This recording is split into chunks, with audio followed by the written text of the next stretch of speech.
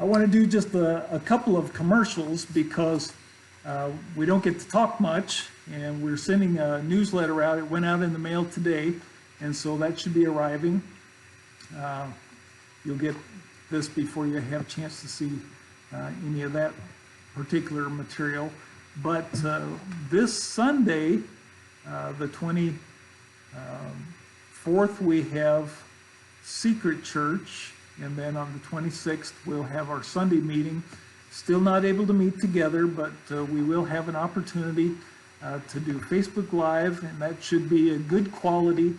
Something that we're going to begin doing is hitting a record button so that we get a copy of everything, and it's a good copy. It doesn't matter how much trouble we have with the broadcast, it doesn't matter how much traffic, it doesn't matter what gets in the way.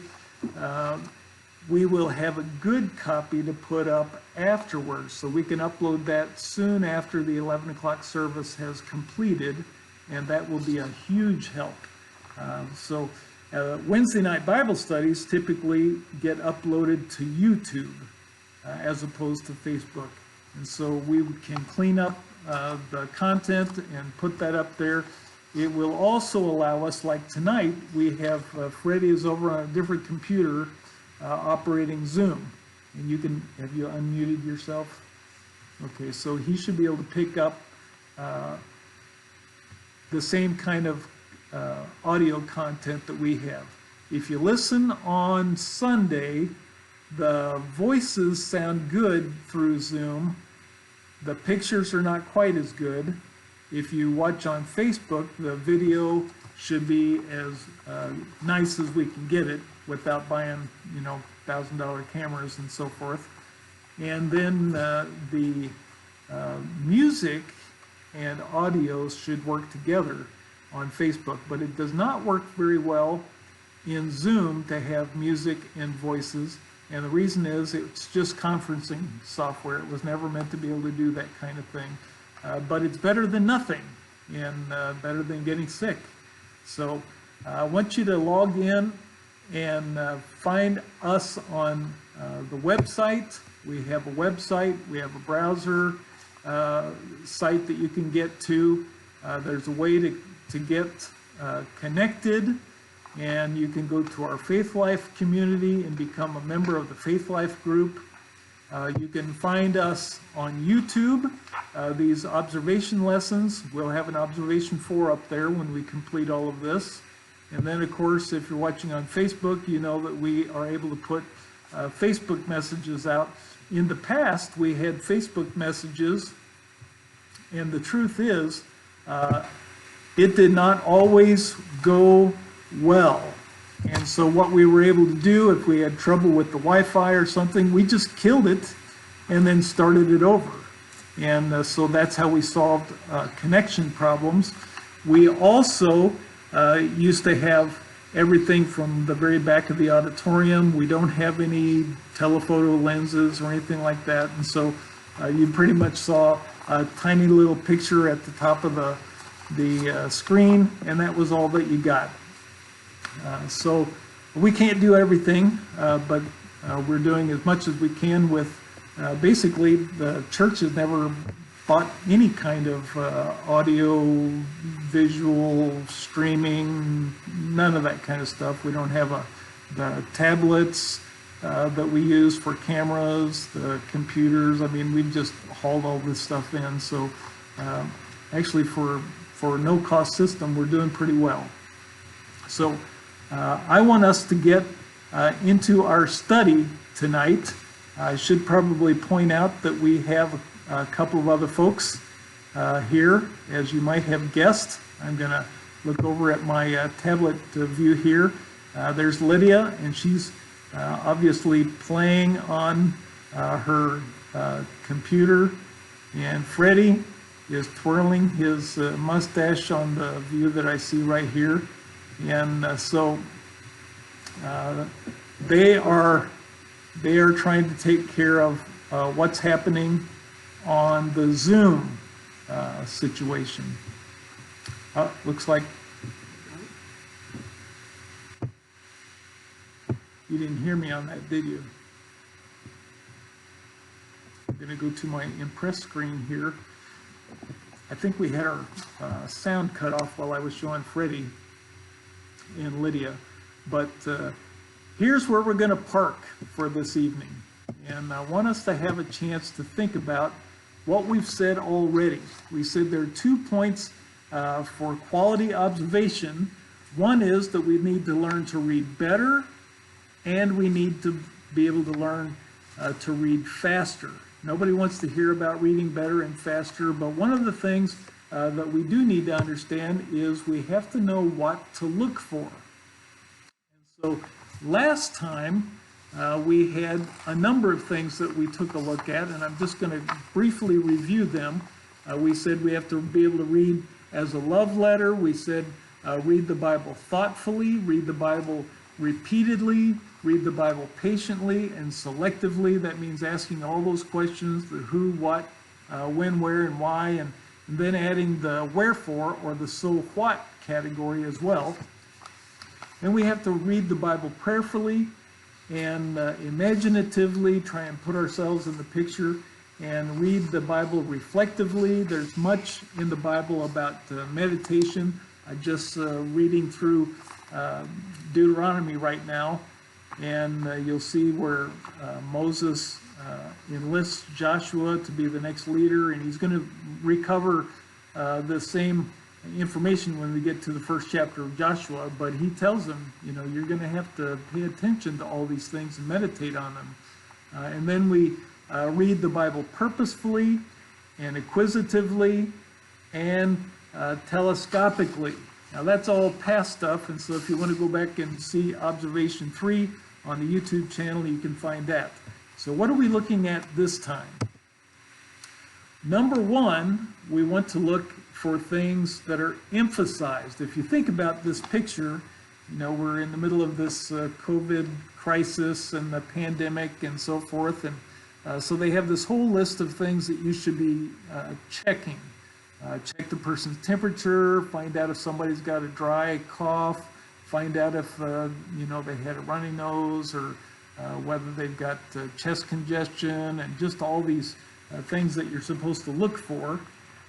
So what we look for in Bible study is we begin to look for things emphasized. And if we're going to understand things emphasized, there are several ways that we can think. One is simply to look at how much space is devoted to a particular subject.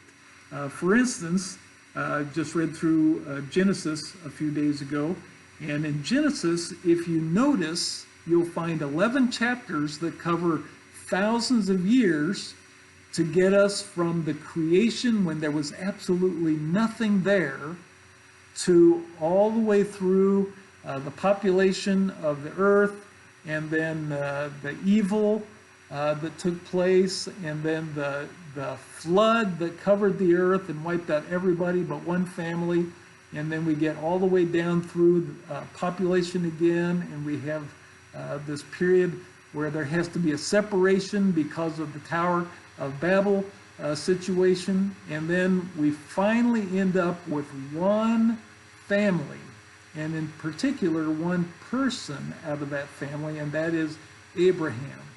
He starts down in chapter 12, and from chapter 12 all the way through chapter 50, the end of the book, what do we have?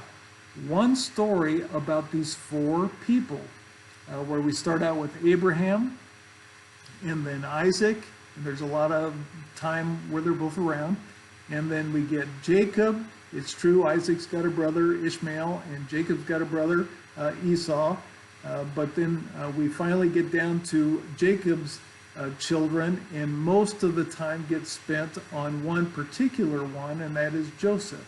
So these 4 individuals take us to the end of the book. That's just all of this real estate devoted to this one family. So what should we learn from that? But that's really the point. It's really important that God made us. It's important that we fell into sin. It's important that he had to judge the earth. All those things are important in the first 11 chapters.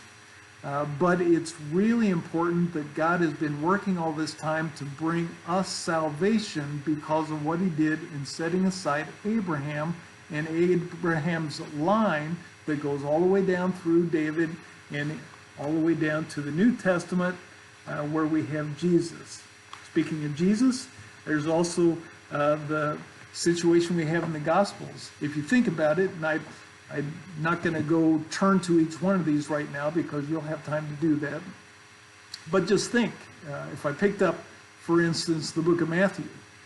Matthew, we know that we start with Jesus in the first chapters. We see the wise men coming in chapter 2. And then we move our way through the ministry of Jesus, and we get all the way up to chapter 21. And in chapter 21, we have the triumphal entry that takes place. So we're down to the last 5 days already. We didn't even include the weekend before. And so we're down to the very last few hours that Jesus is walking around pre-tomb on the earth. And then the whole rest of the book, chapter 21 through 28, is that last little week of time, and then the appearances of Jesus that took place beginning with the resurrection. So what becomes the important part? A quarter of the book, and you look at say the Gospel of Mark, and it's even more emphasized. So emphasis on space. There are other ways to emphasize the things that we see. For instance, if we were to look at what happens when we're thinking about the Gospel of John. We get all the way to the end of the Gospel of John, and we wonder what in the world is going on there, and we realize that Jesus has been teaching and preaching, and there are all kinds of stories to be found. And when he gives all these stories, we realize that there's a lot taking place. The healing, the teaching, the ministry, everything from the Sermon on the Mount all the way through to the parables and so forth. But then John gets to the very tail end of this story in chapter 20. He's only got one more chapter left. He's taken us through 7 signs to show us what's going to prove that Jesus really is who he said he is, that he is the Son of God and God the Son. And so we get to the end of this, and in chapter 20, John admits, I could have filled up all the books in the whole world. I couldn't have written down everything that Jesus did. But I can tell you this much. I wrote these particular things down for one reason, so that you might know that Jesus is the Son of God. You might believe on Jesus as the Son of God. And by believing, you might have eternal life. So the end of the book of John becomes the place that emphasizes what this whole story is supposed to be about. The same thing would be true if we wanted to think instead about, let's say, the book of Acts. And I don't remember if I have a slide in here on that, but one of the things that you think of in the book of Acts is you can't have the book of Acts if you don't have chapter 1. Because chapter 1 is the one that gives you the layout for the whole rest of the book. It says you're going to start right here in Jerusalem, and so that's where the story begins.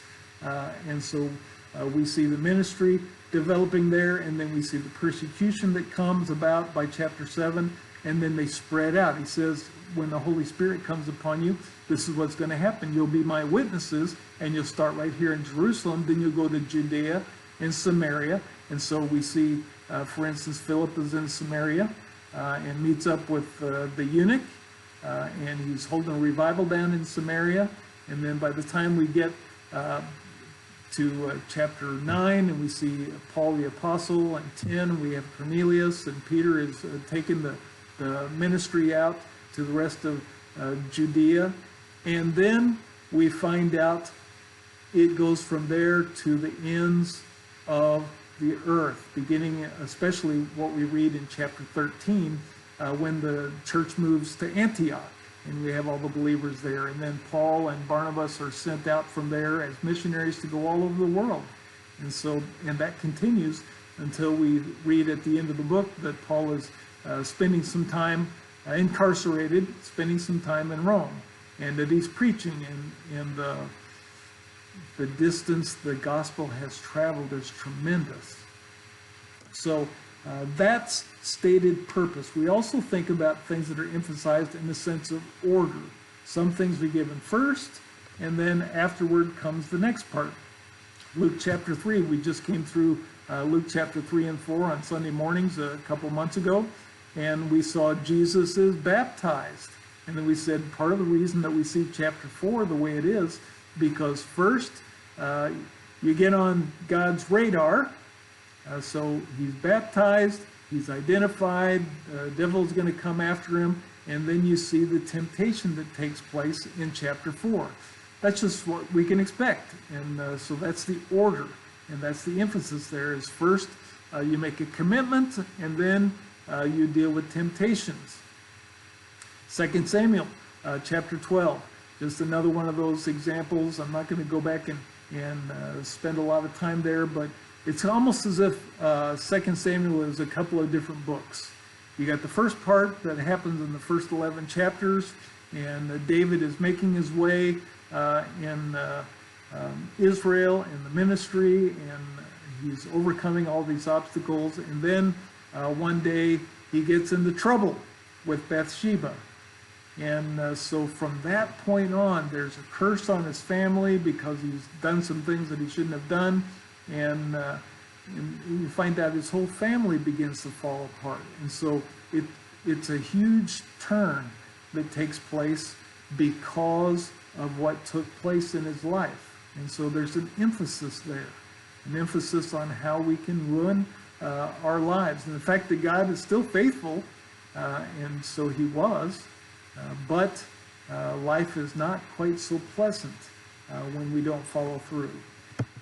So I'm going to put this back over to our screen. And the next item that we want to look at is that things get repeated. Terms get repeated, phrases get repeated. For instance, if we wanted to look at it, Psalm 136, we've done this in the pulpit here, where I've read one portion of the text and had you repeat the second half of each one of the verses, because it's the same thing, that we have a God who is loving or merciful, or whatever your particular translation uses there. It's not an accident that we hear it over and over again. God was not just sort of fumbling for words. The psalmist was not just sort of running out of ideas and writing the same thing over again. He wasn't practicing his penmanship or whatever it is that we might have thought. He's trying to make sure that we understand that we have a loving and merciful God, and his love endures forever. And so that's what we're trying to learn as we proceed through these verses. And so it gets repeated at the end of every verse. The same thing could be true if we went into New Testament and we looked at the Hall of Faith chapter in chapter 11. Every time we get a character introduced, he is introduced by saying it was by faith. By faith, you see these people doing all these things. By faith, it was Abraham and Noah, and we get all the way down through David and Samson, and he says, I've skipped over so many that I can't even begin to go back and think about Gideon and Deborah and so forth. People did all these things by faith, and we live in the same way. As he said back in an earlier verse, he says that without faith it is impossible to please God. That's the emphasis there is faith, and it gets repeated over and over again. Why does it get repeated over and over again? Because it's important. Why do we hear 4 copies of what happened in Jesus' ministry in finally seeing that he is put to death on the cross and that he's raised on the 3rd day? Why do we hear that in all the Gospels, and then we hear it again in the book of Acts, and we hear it again throughout the epistles? Because that's the important thing that we're supposed to catch. That's why it gets repeated in that way. And so we need to keep that in mind. We also look for things related, and there are a number of different kinds of relationships that we might have. One of those is that we can move from the general to the specific. And given the illustration there, by the way, just so you know, all of these things can be found in Howard Hendricks' book, Living by the Book. The late Howard Hendricks, he's passed away now, and did used to have a video series out. I don't know if you can still get that or not, but this particular book is the guide for what we are covering right now. As you can see, this was probably a cheap one that we found someplace, but it's a good book. This will take you through a lot of examples that have to do with the things that we've been covering. So I'm going to set that aside. Matthew chapter 6, we have a broad warning about not to do our acts before men. If you intended to be seen by men, and that's what you wanted, then you prayed, and you made a big show of it. People saw you, and they said, "Oh, what a wonderful person he is. He prayed like that." And so you got what you asked for. You wanted recognition from men. You got recognition from men. God is not now obligated to give you any recognition. That's what he's saying. You got what you asked for. What you really wanted, you got. But that doesn't mean that your prayers got any higher than the ceiling, as we say. So in the same thing, forgiving. If you gave to make a big show of it and have people say, "Oh, how wonderful he is," then you got seen, and that's all you get. Fasting, same story again. And so if that's what you wanted, then that's what you got. And so he gives us the big picture, and then he says, now I want you to understand it applies to giving, it applies to praying, it applies to fasting. We see a lot of those kinds of things. Go over to the book of to the Ephesians, and you'll see that Paul gives those kinds of instructions. You want to know how to take care of things, walk in the Spirit. And so he says, put away your lying, put on the new man, and so put on telling the truth. And then he goes all the way down through the list like that. We also see questions and answers. If you read through, for instance, the book of Romans, in some of the same fashion, you'll see examples in Galatians and so forth. And you'll see some of these things in 1 Corinthians and 2 Corinthians. Paul just runs through these things as if he was, let's say, an engineer, a lawyer, or whatever it is, and he's laying out these points, bullet points, one after another. He's starting from someplace and then asking a question and showing how you get to the answer and get the solution. And then he's continuing to develop his argument. And it's very useful. Romans 6, we're dead to sin, and so what does that mean? What's the outcome from understanding that we have been buried with Christ? When we were baptized, we were buried with him in baptism, and we've now been raised to a new life, and so we are free from sin. That we're free from the consequences of sin, the eternal consequences on our life, but also we're free to live a new kind of life, a kind of life that we didn't have an opportunity to live before, because that wasn't a choice for us. Cause and effect, also very important. We do something, we get a result from it. We mentioned the book of Acts earlier, and so what's the cause and effect? Well, number one, if you recall, we were told that we should start in Jerusalem and then spread to Judea and Samaria and then out to the uttermost parts of the world. And so what really happened? They started sort of like the picture of the Tower of Babel all over again. They started in Jerusalem and they stayed in Jerusalem. And instead of getting out and spreading the word, they just wanted to hang out close. They wanted to be involved with the temple and go there and worship and pretty much not do anything new. For one thing, they were sort of hogging the Holy Spirit and the gospel and keeping it right in the center of Judaism and Israel. And God knew Jerusalem not even going to be on the map in a few years. It was going to be wiped out by the Romans. And so he allowed this to take place. I'm not going to say he caused it, but he allowed it to take place. There was persecution that took place, and so we see that everybody is scattered by the time we get to chapter 7.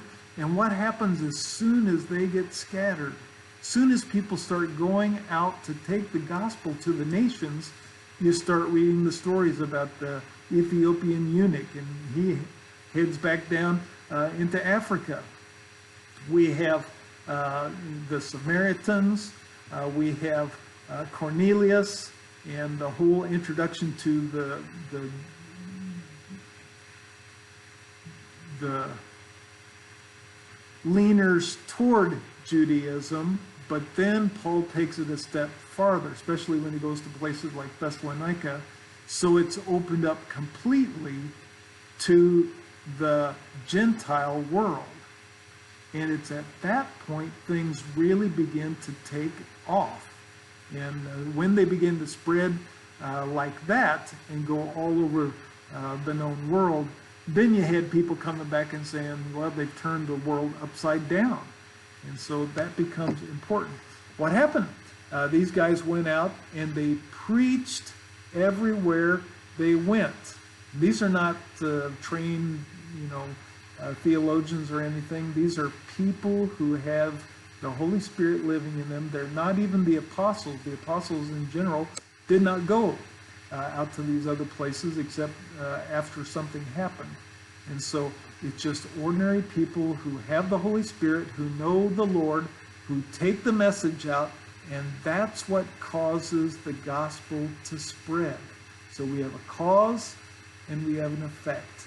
If we want that kind of effect, we have to pay attention to the cause. Then we want to look for things that are alike. And in particular, if you think about it, this is an easy one to look for because we will often have a word like, or we may have as, or similar, or have some kind of word that will clue us in the same way. This thing is true. You see this kind of structure often without any like or as, especially if you go back to places like the Proverbs. And you'll see a lot of that in the Psalms as well and other wisdom literature. But you'll also see examples where analogies are given, word pictures, and we have parables that show us these kinds of things. John chapter 3, Nicodemus comes to Jesus and he says, I don't understand this business about being born again.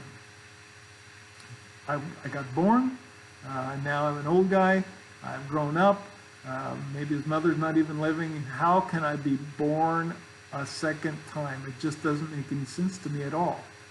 And Jesus says, well, you're a teacher of Israel and you don't understand this? How am I going to explain to you spiritual things if you don't understand these kinds of things? And so he says, everything that's born of the flesh is flesh. The things that are born of the spirit are spirit. You get born from water, that's one thing. That has to happen. You have to become a human being and be alive and all those things. but then you've got to be born of the Spirit. If you want to know the Lord and be assured of a place in heaven, you've got to be born of the Spirit as well. As Moses lifted up the serpent, he says, in the wilderness, that's the way it's going to be. If you remember the story, that the serpents, the fiery serpents went out and they bit the people because they had rebelled. And what they were asked to do is look up at that bronze serpent that Moses put up on a stick, lifted him up above the people. And if you would look to him, look to that serpent, look up at him, you could be healed of the consequences of your sin, of that snake bite. And so people did it. The ones who did it lived. The ones who refused to do it died. And so it was just as simple as that. And Jesus is saying, I'm going to be lifted up on a cross. The ones who look to me in faith and believe that I'm the solution for their sin problem, they will live. The ones who refuse to do it, that's the craziest idea in the world. It can't be that simple, whatever it is. They will die.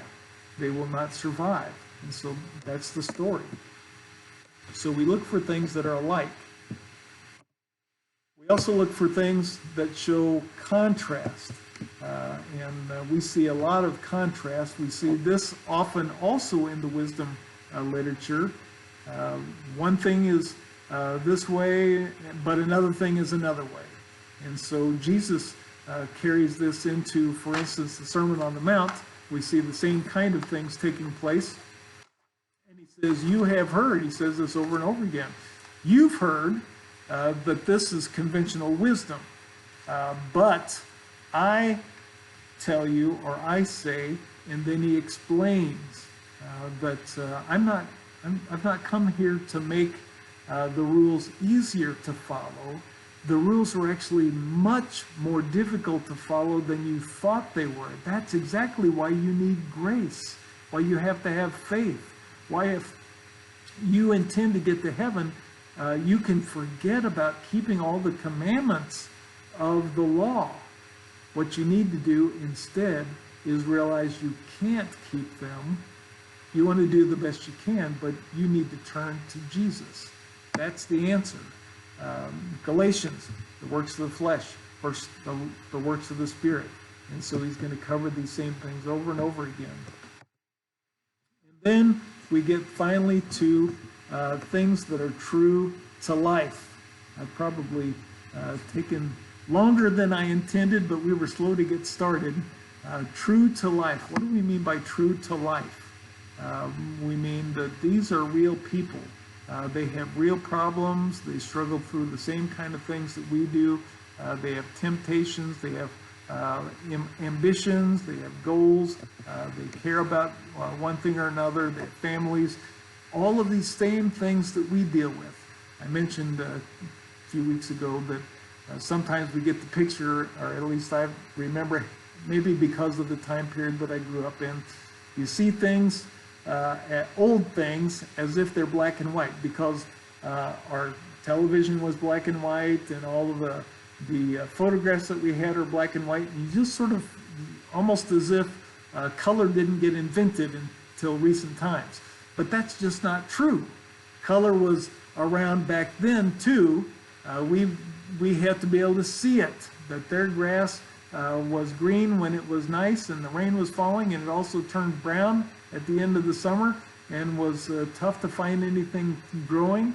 Tomatoes are red, and the ones that aren't red are still green. Everything is just like we see. And so sometimes, even though it's 2,000 years ago, and they had different technology around and that kind of thing, different government, people were still the same.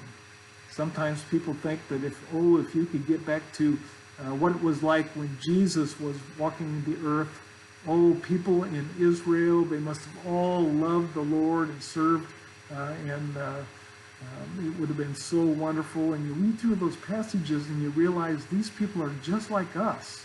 You've got a country, and some people in the country love the Lord, Some people don't love the Lord, don't know the Lord at all. And then you have a whole bunch of people who are sort of someplace in between. They know who the Lord is, but you can't tell it from the way they live their lives. And so that's the truth. And when we put ourselves in the picture of what's taking place, we begin to understand those things. Okay, well, I've taken all the time that I really ought to take, and so I would like for us to ask a few questions, if I can. And I realize that we can't take this, on for 2 or 3 hours and cover all of these things one at a time and get illustrations of them. But I've got Freddie and Lydia sitting here, and so I thought we might as well at least find out what's going on with them. Not sure how up to date my webcam is looking here. Not looking good. If you're on Zoom, then you probably get something else. It looks like mine got tired because I was actually logged in to our family account before we got going. And so what happened was I got 1 minute until it was time to start, and then we weren't ready to go. So it looks like my sound is still working, so I will update my picture here and see if we can get what we want. Tablet far. This is where I wish I had a sound crew and a video crew to work on this. So, Freddie, stop moving around and tell me, you've just recently come through writing a paper about Noah, among other things, and the whole business of Genesis 1 through 11 and believing in creation. And so while you were doing that,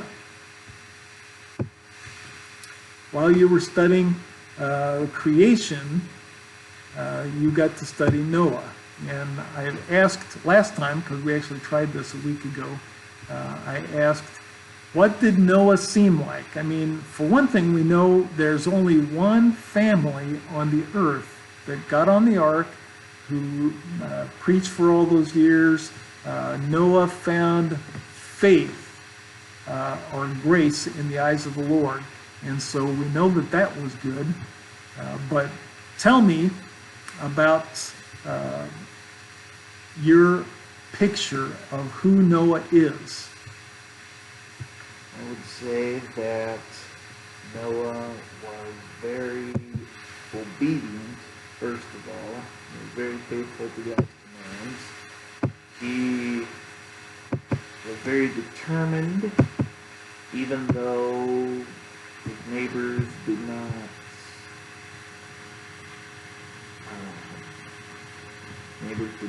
think he ought to be building an ark, and they made fun of him for it, and he did it anyways. That would get to me, but that didn't get to him.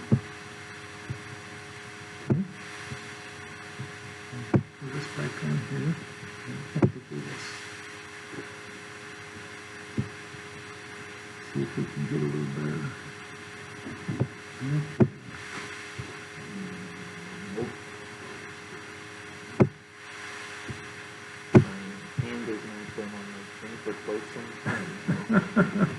Yeah, they get the idea, huh? Looking around here. That's the picture we have of Noah pre-flood, and then even when he's getting off the flood.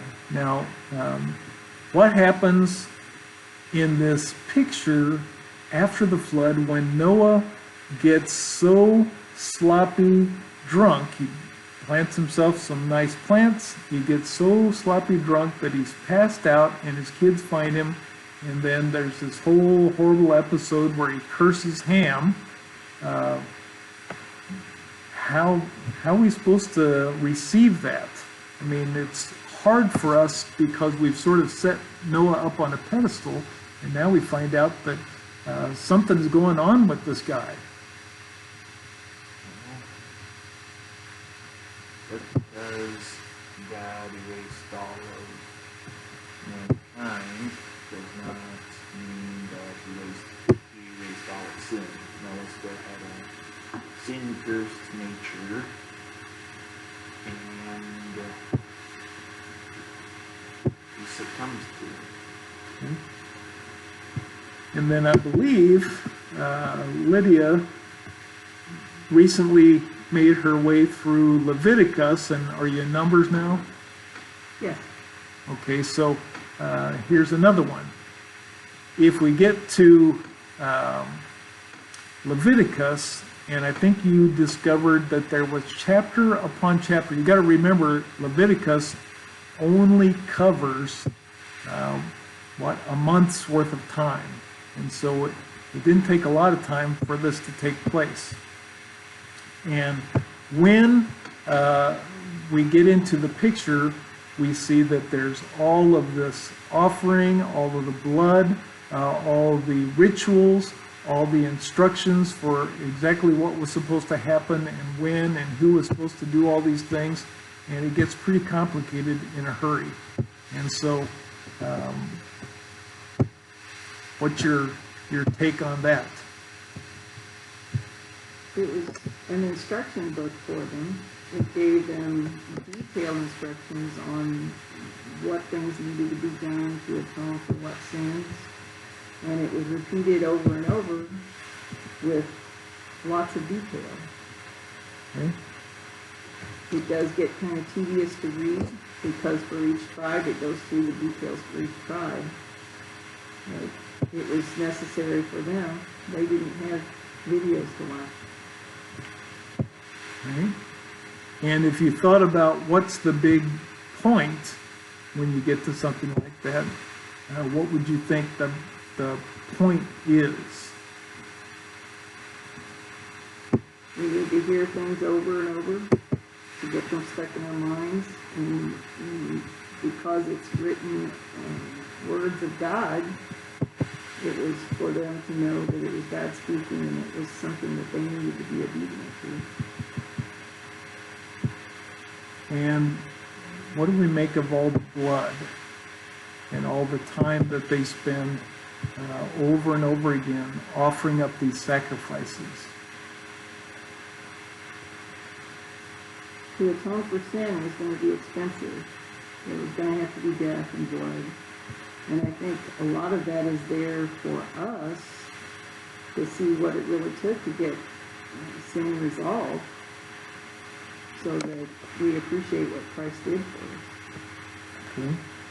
I think we're really being set up for what we're going to read, for instance, in Hebrews chapter 10, when we find out that all the blood of bulls and goats and so forth, and the fact that you had a high priest who had to bring these offerings in. First, he had to bring an offering for himself, and then he had to bring offerings for the people, and he had to do that over and over and over again. And the reason was because we just kept sinning, and none of those things were able to permanently erase the sin that we had in our lives. So it became very difficult for us. So we're coming up on the end of our Bible study time, and so I want us to have a chance to dig into some of these things for next time. We have made our way pretty far along in observation. And so what we're going to have to do is begin to slow down and take some particular passages and begin to tear them apart. It seems like a lot of front-end time to get us up to this point, but if you think about it, we've studied an awful lot of things. I mean, look at I know Hendricks uses your hand to think about, things that are emphasized, and then we have things that are repeated and related, and then we have things that are alike and unlike, and so we have all these things to look for, and it sounds like so much to keep in mind all the time. And then on top of that, we have to keep in mind, using your palm as the 6th point, so we need to remember to put ourselves, use our imagination, think about where we are, put ourselves into the picture, and say, these things are true to life. Understand what are the motives here behind these things that are happening? What are they feeling? What are they seeing? What's their previous experience? We're going to have to look into the context of the passage. We're going to have to spend time in prayer to understand those things. We have to read these things repeatedly, all those things that we looked at in the previous sessions, and then come up with a whole basket full of observations so that when we move along from observation to interpretation, we'll have a chance to really make a good interpretation. And then moving past interpretation, we won't leave it sitting there and just say, isn't that wonderful? We found all these things, and now we think we know what it means, but now we carry it out to make application. And the more accurate our observations, the more accurate our interpretations. The more accurate our interpretations, the more valid will be our applications. And so that's the whole point of Bible study. We're going to be able to do this in weeks to come. I won't try to do all of it like we zooming through our Sunday morning stuff, but we'll just have this kind of screen, and we'll be able to show our updates, and we'll have our sound rigged so that we can do it for Wednesday evening. And as time goes on, I'm hoping that we will also be able to have people log in and participate on the interactive portions of the Zoom calls. That's the only reason for us to do this, is so that we can all participate. A week from now, we're going to be in another month, and it's going to be time for us to start thinking about what it will take and when to get people back in the building and on the premises. And so we're going to have to think about that. When we get to May the 6th, we're supposed to have a business meeting. And by May the 10th, the way things sound, we may be able to have some people get into buildings. That does not mean that all of the virus is gone. It doesn't mean that everybody necessarily needs to try and be in the building, but it does mean that we'll have some, and you're going to want a way to be able to connect and be a part of what's happening. And so get on that website, look at the YouTubes, and look at the other options that we have, and we will find a way to all get through this together. So I will see you on Sunday. Thanks for being with us.